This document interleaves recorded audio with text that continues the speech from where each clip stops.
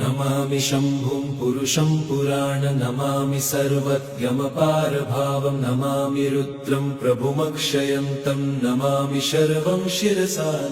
नमामि देवं परमव्ययम् उमापतिं लोकगुरुं नमामि दारिद्र्यविदारणं नमामि रोगापहरणं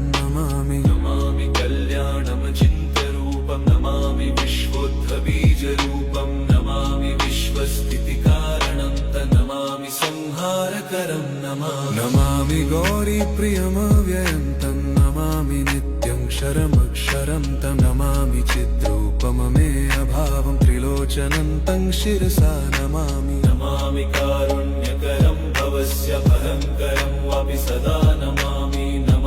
दातारं दीप्सितान नमामि सोमेशमुमेशमादमामि वेदत्र